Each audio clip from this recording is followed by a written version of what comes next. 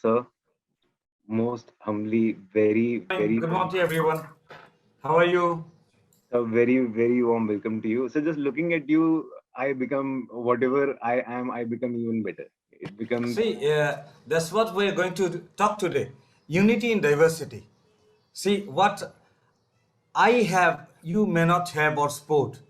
I mean, I'm more on the top part of it, and what you have, I may not have. The clean shaven chick. sir, most definitely. It is absolutely the diversity is absolutely clear on everyone's screens right now. Yes, and I'm sure we will all have a good. It's afternoon now. It's afternoon. Yes. Yes, sir. Yes, sir. But I have never been to a lunchtime with Constitution. So I think participants are already there. Yes, sir. Yes, sir. Yes, Sir, Most of participants us are are already there. here. we are there already. Yes. See, lunchtime is not a Constitution time. I have never been a teacher or a preacher. So today I would love to converse, share my ideas about you.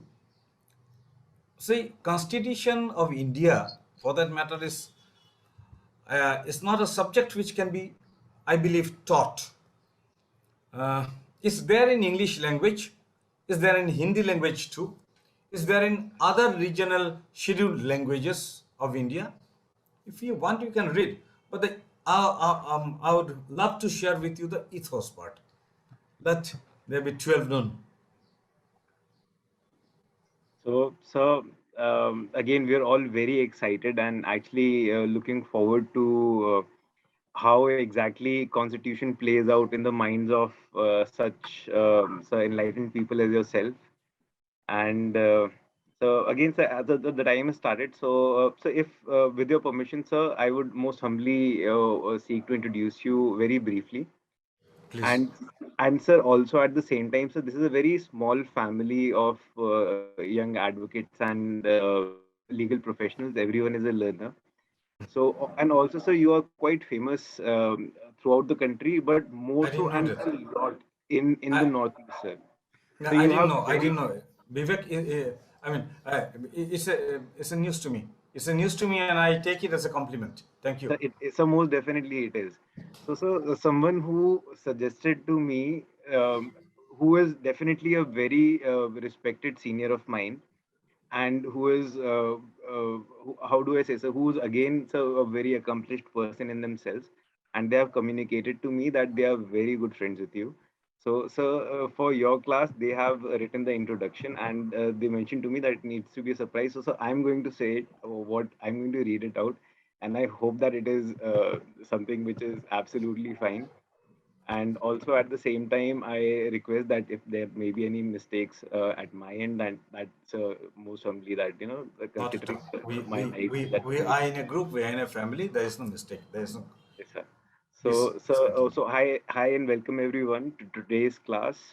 This is on the topic of ethos of constitutional law. The class is being taken by Shri Siddhartha Shankar Desa. He is a senior advocate. He is currently the Advocate General of the state of Tripura. So Mr. S.S. Day or Mr. Ba Day, as he is fondly called, Okay, is a Khasi link, lawyer huh? par excellence, well well known in the corridor of justice in various high courts in the seven sister states and acquainted with the customary laws of these regions. He was originally from Shillong, Meghalaya, but moved to Guwahati, Assam, and extensively practiced in law in the Guwahati High Court. He is well known too for his philanthropic activities. Our team is sincerely fortunate of having someone of such high caliber to take this class today. Guwahati High Court misses Ba Day after he accepted to adorn the High Constitutional Office of Advocate General of the state of Tripura, Kublai. Kublai So, Shibun. Kublai Shibun, baro baro. sir, I hand over the class most humbly to you, and I request you to kindly take us forward on this journey of knowledge. Thank you. Who's that friend of mine from Shillong who might have given you these antidotes? Sir, any Vivan, guesses, sir? Mr. Kinta? Yes, sir, Mr. Kantai, sir. Okay. Okay. A very good day to all of you here. as I told in the very beginning, Constitution is not a subject. Constitution of India, to be very specific, is not a subject which can be taught over in a course of 45 minutes. You have in your legal curriculum, you have a full year to study Constitution, and I'll just say this is a beginning of a vast domain. Constitution of India is a vast domain, and it has always attracted me for reasons more than one. As a legal practitioner, it has been my source of bread and also, yes, butter. But more than that, as my silver lining became prominent, I could see in the Constitution inner-lying objects with which our forefathers had drafted, crafted, and given to ourselves, unto ourselves, to constitute this democratic polity of ours, Bharat Barsha, Bharat, India, in whichever name you call it. See, in my law classes, about 40 years back, in my law classes, I was being taught that Indian Constitution has been the brainchild of people who were taught in British libraries. They came up with the brilliant idea of copying from the French Constitution, the Bill of Rights, the Americans, and obviously the Anglo-Saxon tradition of Constitution, mainly propagated by United Kingdom and other countries. As time grew, I could distinctly hear the ethos of pure Indianness.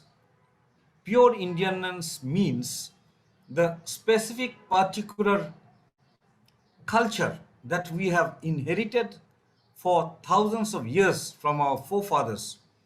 And that very ethos echoes in the Constitution as a whole when I read at the tenets of our Constitution today. See, our Constitution can't be read without understanding its preamble. The preamble starts with there has been so many books written on the preface to the Indian Constitution, and at this moment I must say I remember Justice Ramesh Chandra Lahoti ji, who left us this last Wednesday, our ex Chief Justice of India. He has written a small book, very beautiful piece uh, on the preamble to the Indian Constitution. I would urge upon each one of you to read this small book. This starts with We the People. Again, a book. Nani Palkewala has written a very famous book. Most of you must have gone through this. We the People. See, when I read these few words, We the People, you know what murmurs in my mind? It's as if I am sitting by the side of the river Ganges, the old sages sitting on the other side of the river and singing the hymn, Sangachaka Sangbadaka Sangbamonam Sijanatam. We tread together, we give unto ourselves this constitution, for that we-ness remains. It's not someone giving to someone. Yes, in a democratic polity like ours, this term we in sociology constitutes the various I's. But the various I's, the distinctive identity of so many ethnicity, religion, languages, they all merge into one to make this we. The ethos of we is Sangbomonam. See, Samabeta, this Samabeta, the Betta of Sama, is the first ethos of the Constitution. It's all about we. There is no I. And that we can't be fragmented to mean various groups. It is we in the sense of Indianness.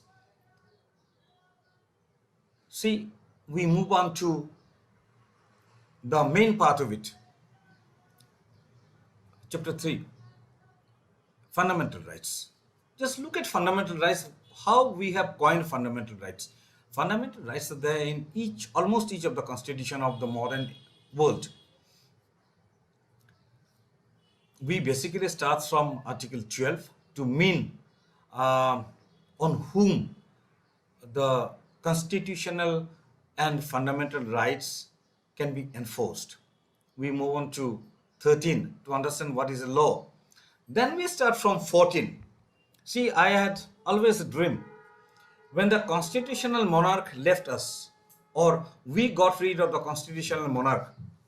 By that time, Maharaja Ranjit Singh's Kohinoor had been taken away, and now it is the prima donna in the Queen's crown. Now the Queen has left, crown has left, so has the Kohinoor. Now today, what we have with us is a monarch named the Constitution of India. That's the monarch, that's the sovereign entity that rules us. Everything, each and every power, each and every dictate, and I'll say each and every sermon flows from the Constitution of India. We have various rights. But see, when we talk of right to equality and right to life, we transcend all what you name as not borders, sarhad. Sarhad is a more descriptive word than a border. We transcend the borders. We don't talk of citizens, we talk of people. When it comes to equality and right to life, it's extended to all persons. All persons. How does it come? See, thousands of years back, one of my forefathers, one of your forefathers wrote Shatashatar Upanishad. And how does he address us? He says, the God from heaven or wherever the gentleman is, he gives unto us his sermons, Shruti. How does he address us? Srinanto Vishe Amritaisya Putra. He tells that you are not sons of vice. You are not sons of vice. Forget Satan. You are all Amritaisya Putra, the son of the nectar, the best that can happen on this universe. You are the epitome of that. Science talks of God particle. God himself tells that you are nothing but the drops of nectar personified in the human beings. Sinnantu Vishya Amritasya Putra. And that ethos, to consider each one as equal, is the ethos of Article 14 of the Constitution of India. And when we talk of Article 14, again I remind ourselves, we don't talk of citizens. It's not limited to people who are residing within the territory of India. We transcend to the entire world, the world community. Vasudhaiva Kutumbakam. Entire world is my family. See, the same word, people, is used in Article 21. That's how, when even an enemy alien is captured after the battle is over, we give him all rights. We don't talk of Geneva Convention. We talk of Article 21. He can come to my court of law and tell, yes, I am an enemy alien. I don't subscribe to your constitution. Even then, I do have the right of Article 14 and Article 21. That's the greatness of this nation. Rest, economic reasons, and so many other reasons. 1950, a child born in 1947 is trying to learn how to crawl. We have been taught, Indian Constitution, nothing. It is just copy of 1919 Government of India Act, then 1935 Government of India Act. Tell me, ladies and gentlemen, We were made to make, my forefathers, your forefathers were made to make, sit, congregate in a hall not made by us. It was meant for something else. Now the Constituent Assembly sits there. The Constituent Assembly has been chosen in a manner which was imposed upon us. But till then, we had the representative capacity amongst us to adopt, enact, and give to ourselves a constitution. What is this constitution?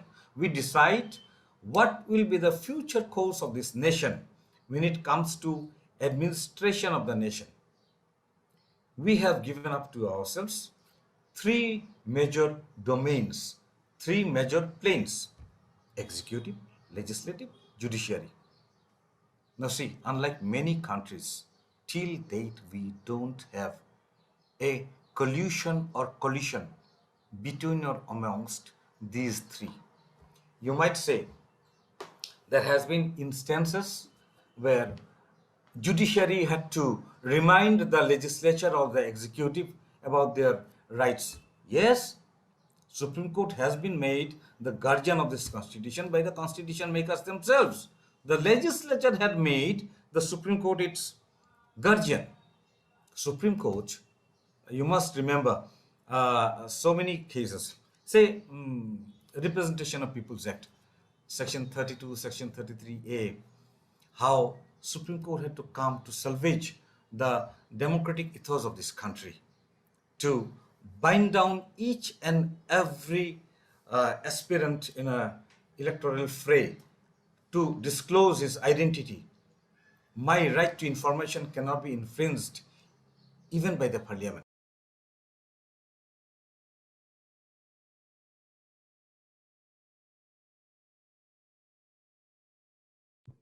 Siddhartha, request you to kindly unmute. You've actually become mute. Am I okay now? Yes, sir. Yes, sir. Yes, sir. It's great. Thank Yeah. you. Sorry.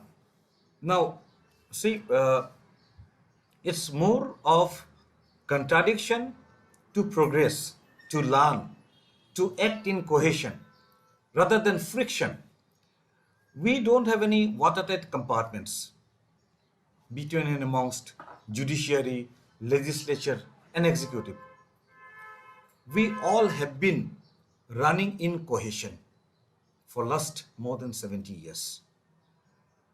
Yes, in course of uh, less than 70 years, we had more than 100 amendments. Why those amendments? As a nation, we have learnt that law, or for that matter, constitutional law, is not a fossil. We grow every day. This is a nation which swears not in the name of knowledge or intelligence. Each morning we get up, we pray unto the Almighty. What do we pray? Dhiyo yona prachodayat. We talk of Dhi Shakti. Dhi Shakti is much above the plane of intelligence or mere knowledge. See, with this Dhi Shakti, we have learnt that social transformation, the growth of a nation, must get reflected immediately in its constitution. And hence we had so many amendments to keep pace with the changing world, the changing society, the changing needs of our country. Yes, we have borrowed from 1919 Government of India Act, 1935 Government of India Act, because administration part we found with our merit, rather our forefathers found with their merit, that we have got a ready-made system, a ready-made system of administration. If this ready-made system of administration can be given the statutory guidance and ethos by the lawmakers, there is no reason why it should not run well. Rather than trying up with a new system, let me adopt that. And so we adopted that. But while adopting the executive system, we have given unto ourselves a new legislative system, a new statute making formula, which is in no way well, it may be identical with the Anglo-Saxon lawmaking system, but as of date, nobody will dare to say that it's a copycat. We took the best out of the Anglo-Saxon statute making system. We took little from the American statute making system, and we took a lot from the Anglo-Saxon justice delivery system. But even when we took a lot from the Anglo-Saxon justice delivery system, see, we did not forget that we have our own peculiarities, where our tribal brothers and sisters have got their own way of justice delivery system. They've got their peculiar customary laws, which may sound to be obnoxious to many in the plain land, but for them that is sanctified by years and years of trial and error. Sixth schedule to the Constitution of India, apart from giving limited and guided statute making authority to the district councils, also give under paragraph 4 and 5 of the sixth schedule a parallel judicial system which runs at par with the subordinate judiciary. My friends, when you come to northeast part of India, especially in Meghalaya, in some parts of Assam, even in Arunachal Pradesh, although there is no sixth schedule, you will find with amazement how the traditional law courts are functioning under the tutelage of traditional heads, of course, now more or less with the codified customary laws. And when you talk of codified customary laws, what is that codification? It's not a codification in the manner we understand in parliamentary statute making formula. This is not something the law commission invents of its own. It is something which has been followed by a particular community for ages. What is developed, what is monitored, and what is I'll say filtered is, if we find any system, any ethos, any tenet which is directly ultra-virus to our constitutional democracy, constitutional justice delivery system, and the constitution as such, they minus it. For example, rape in Arunachal Pradesh, some customary laws have been more or less a compoundable offense. When they're codifying this law, this has been solemnly given a go by. Rape no longer is that way a compoundable offense, but the very vice, the source of vice from which this repressive attitude of menfolk resulting in the codification of this penal provision has come, that has been taken care of marvelously. The time is too short for me to discuss all these things. Then family disputes. In my Tripura, we have a tribal society, Jamatia tribe. Jamatia tribe has got their own customary law, which is being administered by some chosen Jamatia tribal leader heads. It's called Jamatia Hoda. At the dictate of Jamatia Hoda is supreme, and it's respected by all. Even a degree of divorce can be granted by the Jamatia Hoda. And the laws, the civil codes, they're taking note of this. They take judicial note of this, that a marriage has ended by way of a decree pronounced by the Jamatia Hoda, and it must be respected, because the family law ethos run peculiarly, with its own peculiarity and its own uniqueness in each and every society. We will not transgress upon that belief. We will not transgress upon that social system, because sangbadhaka sangbagacha. See, it is more of inclusiveness that the Constitution preaches. It's more of inclusiveness. You will see the transitional provisions right from Article 370. Why were they kept? Why were they kept? Thanks to our British administrators, at least they could bring out an idea of oneness in executive action. The small princely states were brought under one executive umbrella, to some extent, one statutory umbrella by them.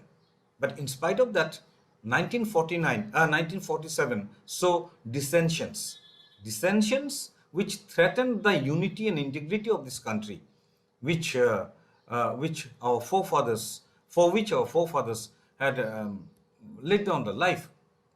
So, to bring a cohesion, not by force, but by process of time, by process of healing, we had these provisions, transitory provisions, Article 370 onwards.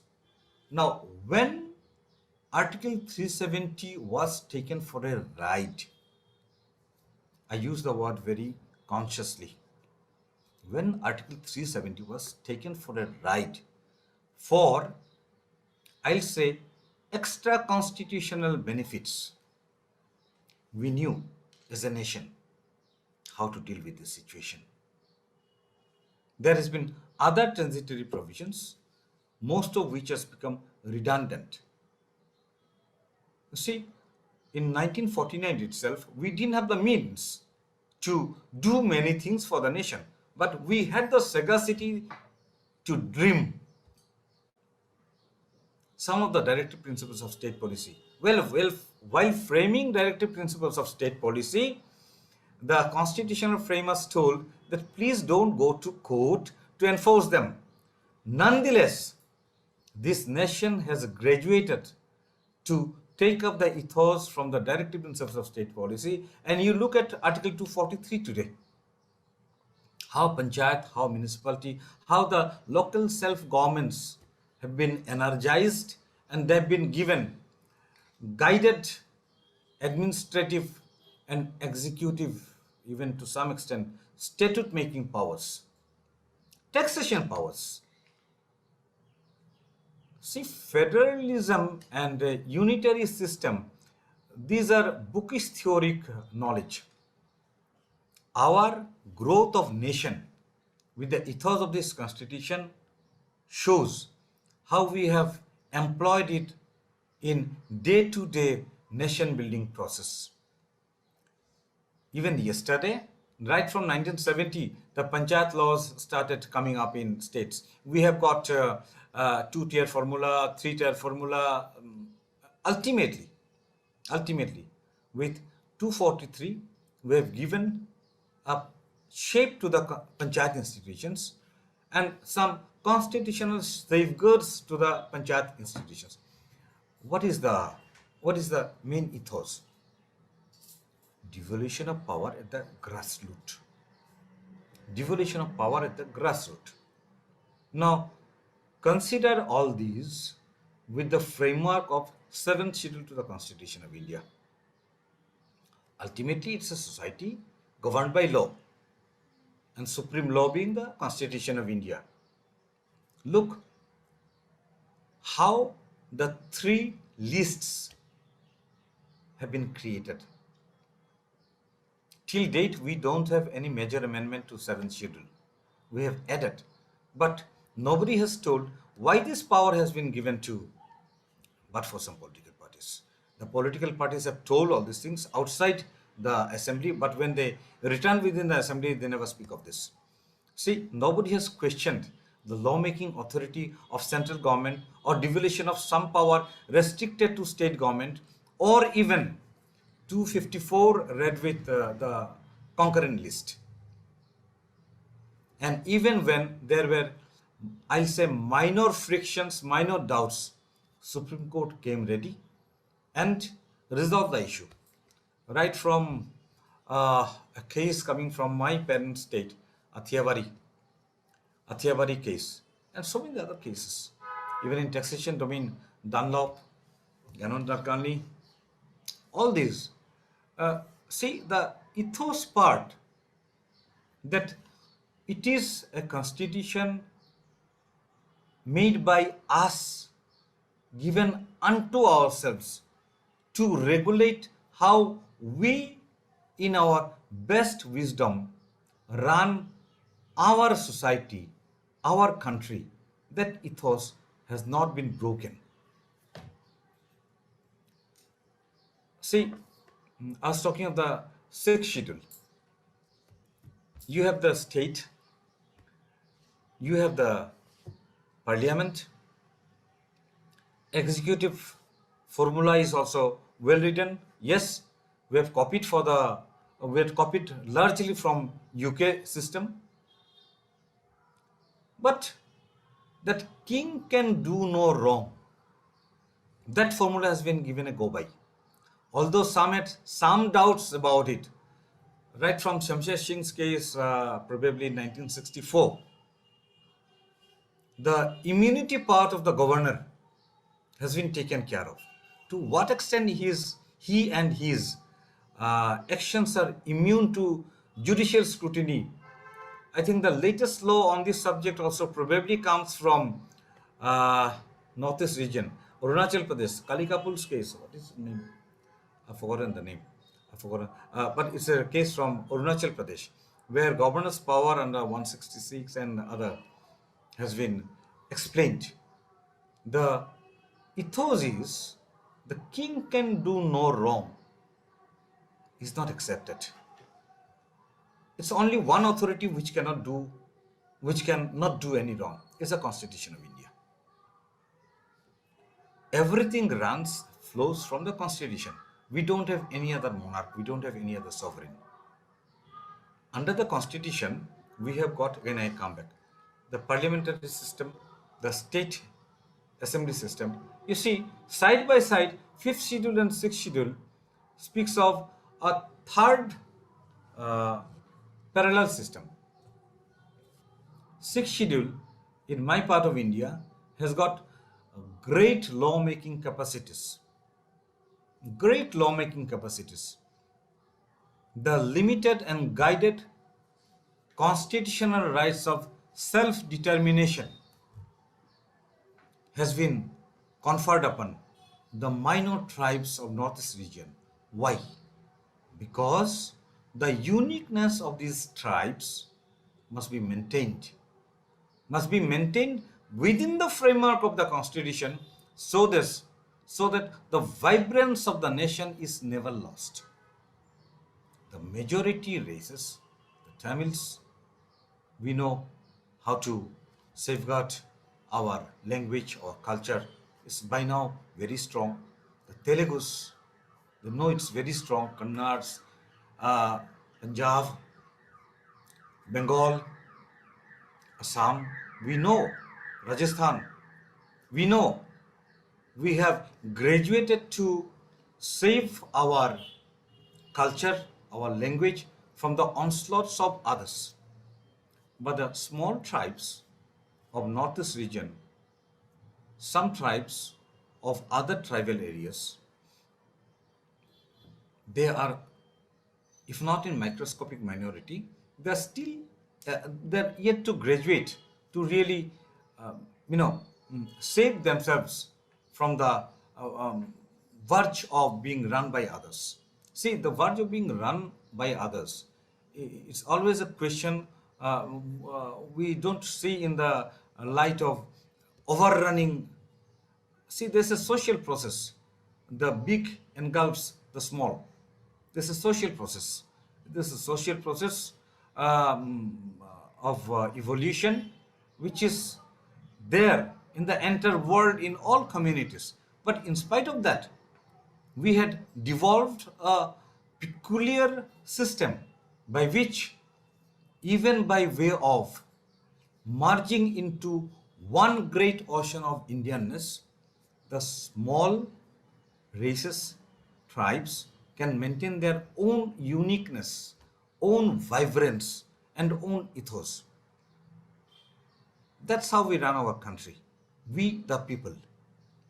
We the people, when we say we the people, having how do we really pledge to run this solemnly, very solemnly? We, the people of India, having solemnly resolved to constitute this country into a sovereign, secular, socialist, democratic republic.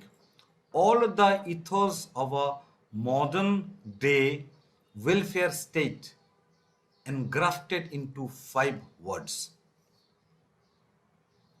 Lots are being spoken today regarding why secular, why not other things. I not go into that arena. Well, I would love to, but it's not the time, it's not the forum. But suffice it to say, ladies and gentlemen present today, what do we really mean by secularism? In my country, Bashishta has never ruled Ajodhya. Whenever necessary, Ram had gone to the hermitages, taken advices.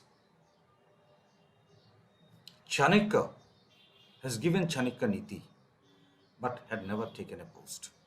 He was never a part of the active policy making. It was Chandragupta.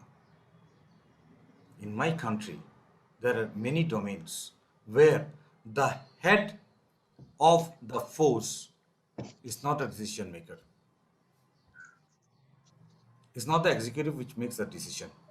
Be, whichever greatest position he might have, even a five-star field marshal was not a decision maker for the army. There has been pros and cons, debates to and fro about this system.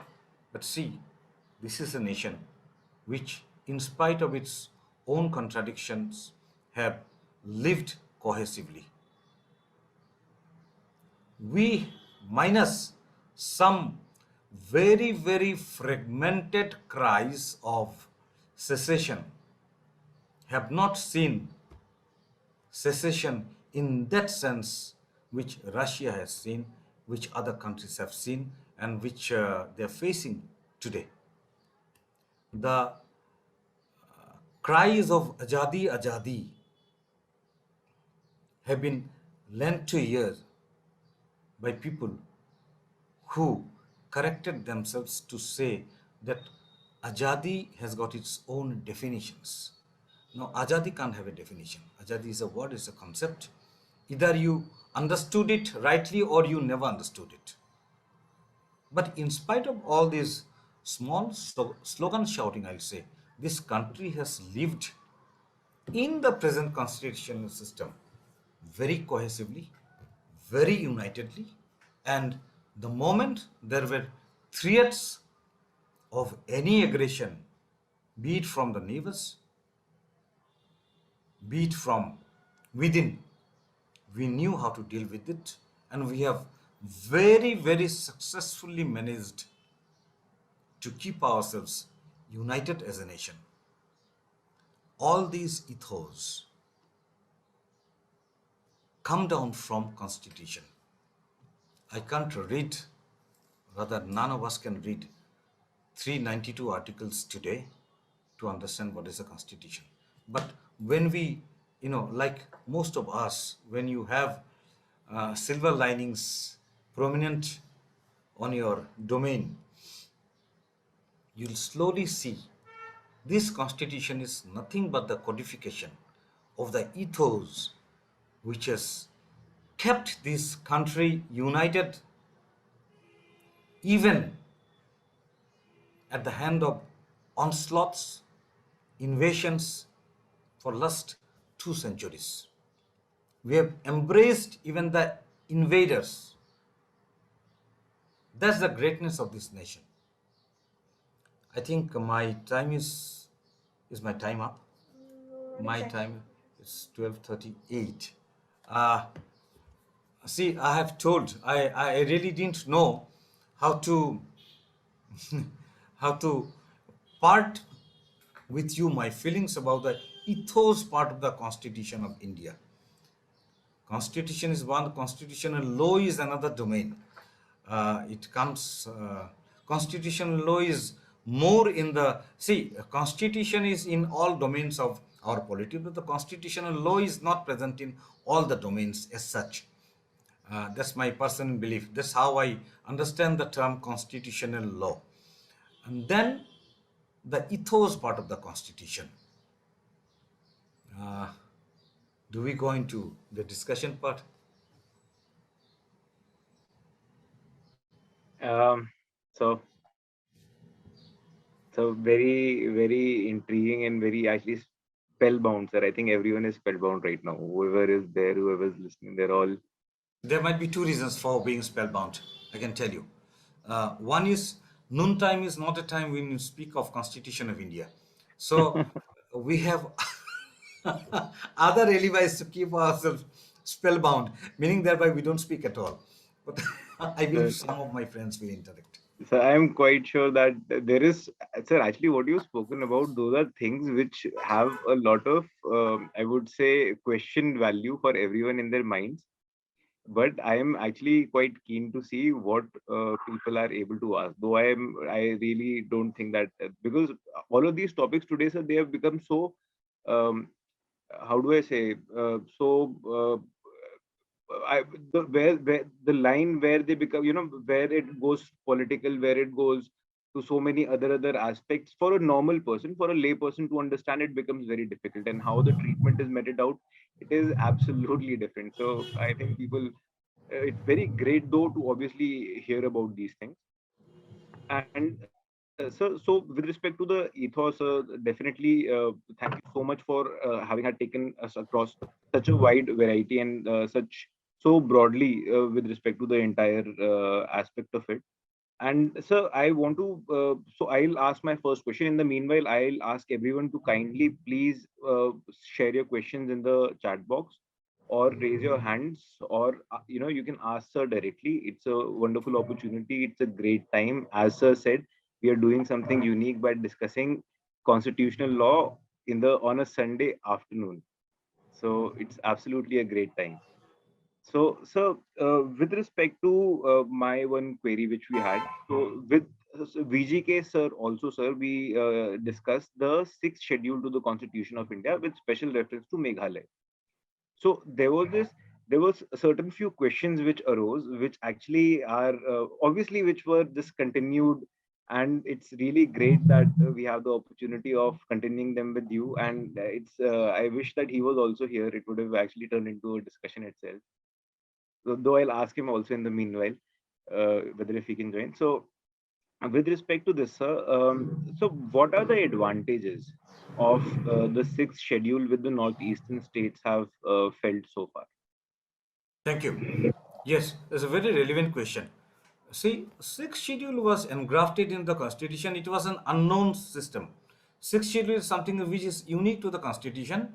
And before sixth schedule, before the coming into force of the sixth schedule, in our democratic polity, we didn't have the concept of self-governance in the sense of the tribal governance. Fifth schedule and sixth schedule both. Sixth schedule in particular.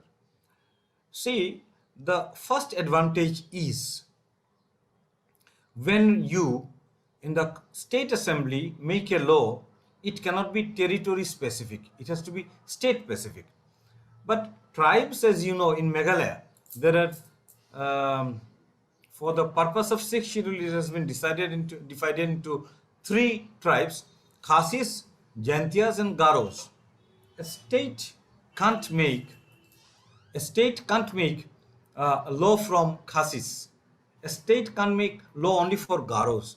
It's the unique district councils which can legislate only for the Garos, only for the Khasis, only for the Jaintias, and that too, the territorial limit will be within the revenue districts where these tribes predominantly reside. The judicial system. You know, the judicial system under paragraph 4 and 5 of the district council does not involve a dispute between a non-tribal and a tribal. The tribals are out. When the dispute is per se between and amongst tribals, only then the tribal system comes. That's something, that distinction you can't have in a parliamentary lawmaking system or assembly lawmaking system. And then going to the basic roots. See, Khasis sitting as Khasis, thinking as Khasis, could evolve a formula as to how to protect a particular system which has been there in their society. See, sitting in the broader forum of state assembly, not to speak of the parliament, it's very difficult to go into these minutest details and to frame a law with first-hand knowledge and first-hand ideals. I think I can Definitely, come. sir. Definitely. So just one very small addition to my question, and then I'll stop with my questions. I'll go on to the other questions. With respect to the same thing, and this was raised, this query was raised by Mr. Rameshwar Singh Jamwal, who is advocate from Jammu and Kashmir. So, considering that there are very similarities, and he was also concerned about the same topic. So, sir, his query was wherein, sir, how you said that it is very difficult for the state or for the center to devise laws for the very grassroots and for very specific district areas itself. So similarly, uh, does it? And sir, again, we are just wanting to know. I'm just curious to figure out Yes, as yes. to what exactly is the material aspect of it. That does it somehow hinder growth also, wherein like other companies or other organizations may want to come into that area and want to probably develop, do some kind of work, maybe set up industry, or for for the growth of that region. Does it like cause any are there any aspects of it which may be detrimental to the growth also? There are two ways of looking at it. There are distinct two ways of looking at it. If you look at it from the viewpoint of the people who live in the state, development, or for that matter, any progress in any sphere in a welfare state must be primarily aimed at their welfare. Right? Now, with a limited constitutional right of self-determination, if they think that that part of the land I will protect as a sacred forest and no foot will be allowed to set in there, I think they have got their rights to administer themselves in that manner, because it is not in contradiction with the ethos of nation making.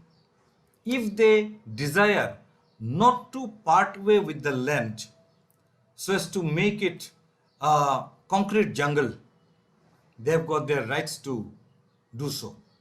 Now, from the other viewpoint, there is I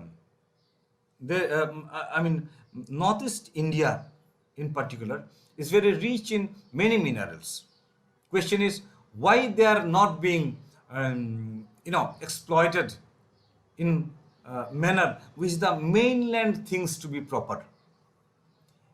I will be a little parochial in telling you this. I'll tell that once you have given under the constitutional polity a right of self-determination within the constitutional framework, you see, right of self-determination not in the Dmitriev formula of Russia, not the right to secede and others, right of self-determination as to how I choose to live. I think the Constitution has given them the final right to say, this is the way I want to live. I don't want colliers to come in my area. I don't want the cement factories to rule over the skies of my state. I think primarily this right is given to them. Definitely, sir. And sir, as it is, as you only elaborated throughout your class itself, that there cannot be anything wrong, there cannot be anything right. It is the will of the people, howsoever the people they choose to, obviously with Haji, respect to and within Haji, the boundaries of that constitution, absolutely, howsoever they absolutely, want to. absolutely. I can just interrupt you. I've got Yes. a I love Kabir Saab, and Kabir Saab for me is much more than a sant. Uh, he has a very beautiful couplet. वो घर सबसे न्यारा. There's one line which I love, I hum every time. वहाँ नहीं सच झूठ सुख दुख नहीं na paap na punya pasara. I think that's also one of the ethos which run sublime and dormant in my constitution, in your constitution. So There's most no right, there is no wrong. The relativity part also has been handled very nicely by the constitution. Sir, again, this is entirely off the entire subject, and it just originates from what you just said. Sir, may we have one class at some point of time in the future, or what is the relevance of this idea also of discussing constitutionality versus spirituality? Like whatever arguments may be there, I don't think that they'll necessarily go in opposite directions, but I think eventually they'll all just come together, and it will be the same thing itself. At the end of the day, it's It, just the it will same. never come together because it's already together. It will never come together. It will It's not not a because question it's of already future. It's already together. it's It's absolutely already together. It's not because of absolutely the size of my beard I'm telling you this. Uh, uh, See, or the when lack you, of mine. yeah, like politics, spirituality, these are not in different. I mean, what do you seek to achieve ultimately? Why do you have a society governed by law? Why don't you go back to the jungles? Why do we choose ourselves to enact, adopt, and give unto ourselves this constitution? What is the aim? You read Gita, you will find the same aim. The aim is the same. I won't tell you I the aim because I cannot set the aim for you. But ultimately, you will see each one of us one day will agree that the aim is the same. You call it rum, you call it bum, aim is the same. so we have to have a different session. Probably just the both of us. I think if others they want to join, they may choose to. But I think it'll be a privilege for me. So Yeah. again, I'll just come back, sir, before because obviously your time is very precious to us. So there is Uh, one question from Mr. Nagendra Upadhyay. He asks, he says, first of all, sir, thank you for this enriching talk. My inquiry in regard to this talk is following: can the family laws be entrusted to social groups like panchayat? can you come again? Can the family Can the laws? family laws be entrusted to social groups like panchayat? Why not? Why not? Yes, very well. You can, but you see, family laws by and large in India has been codified, at least for the majority group of people, by Hindu Inheritance Act and the Hindu law part. Now, if you want to bring in the divergence, a small divergence of the communities by way of special lawmaking, it might probably hinder cohesion. It might be frictional because uh, what is the ambit of a social law? It's very touchy to give a definition or a territorial jurisdiction to it. I think I can communicate my feelings. Definitely, sir. I understand the sentiment behind it also. So, just one, I think an added continuation question of this itself. So, there is this panchayati raj system that we speak about, that India, when it was initially established, we wanted that governance should be in the hands of every single individual uh, and all representatives. So, in that respect, sir, is the ambit of how administrative councils are there in the Northeast, or whatever provisions are there, is it something in that context itself? And if so, then Not why is it not being till done? now. Not till now. We are trying for a cohesion. In Tripura, we are actively trying for a cohesion as to how the panchayat system can be intermingled and that can be made cohesive with the tribal. They don't call it panchayat. The tribal way of local self-governance. In Meghalaya, they had tried it, but probably for political reasons, it didn't. See, the major need for such a cohesive move today is because the fund flow is from the state, from Niti Aayog, and there is a definite budget framework for rural upliftment. When we talk of rural upliftment, which are the agencies which reach the doorstep of the nation? Is the panchayat. but the panchayat. But we have been a little dogmatic in understanding what is a panchayat. If it is not a panchayat under the Panchayat Raj Act, but still a local self government at the so-called panchayat level, the word panchayat is alien to Northeast because we have got our own dialects here. We don't call it panchayat, but we call it snong. In Khasi, they call it snong. They've got a strong panchayat raj system, but only because it is not under the traditional Panchayat Raj Act made by a state legislature, they say it is different.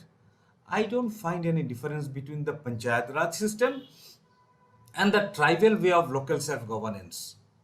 There should not be any friction in between the two, and fund flow should be equal to all the institutions. Most definitely, sir. Also, I will suggest that probably it should be again sir, entirely on a very different note.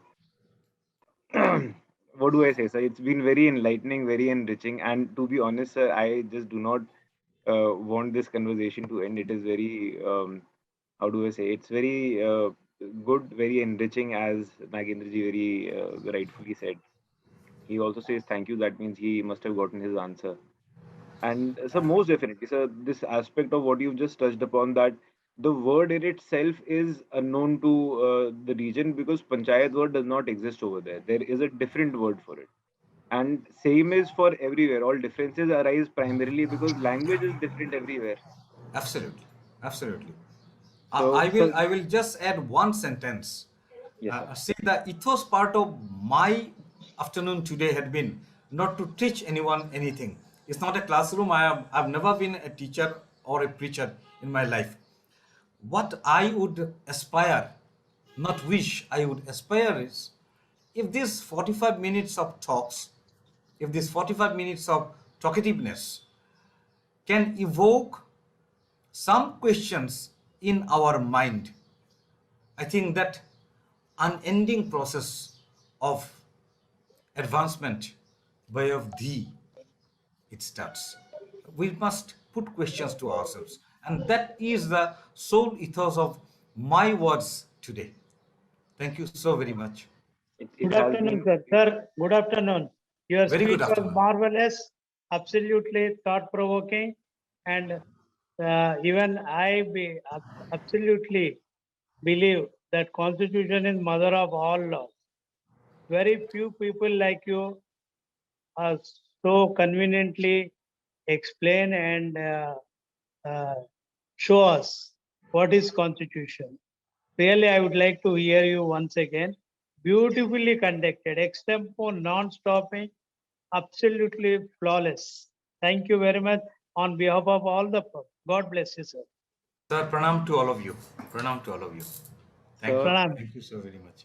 so this is Dr. Sai Kumar Pathrudu. I'm, He's one I'm, of our I'm so mentors. delighted to hear him. I'm Yes, so sir. delighted to hear him. My pranam to him.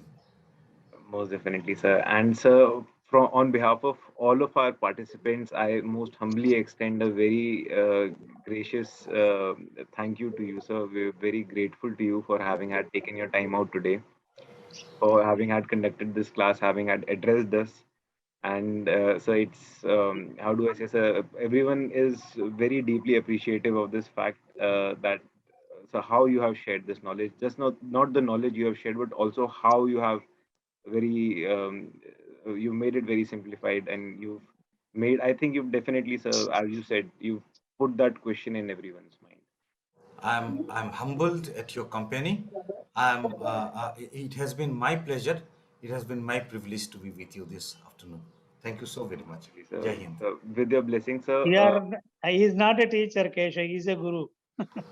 definitely, sir. Spirituality included. Thank you so very much. Nice We'll case. meet. We'll meet Very very soon. great. Very great, sir. Very great. We'll meet. Very kind of. Sai Kumarji, You are we'll meet looking like very a soon. saint in advocate. Thank you. Thank you so very much. But I will just remind you, sir, Yeah. beauty is always in the eyes of the beholder, not of Yeah. that person whom you call beautiful. It's your greatness that makes me look great. Nothing more. Thank you, Yes. sir. Thank you so Thank very you. much. Thank you.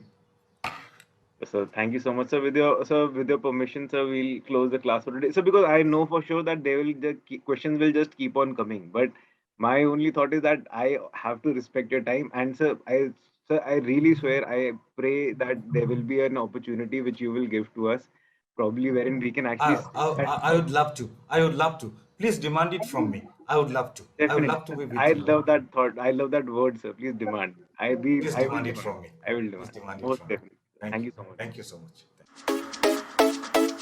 much.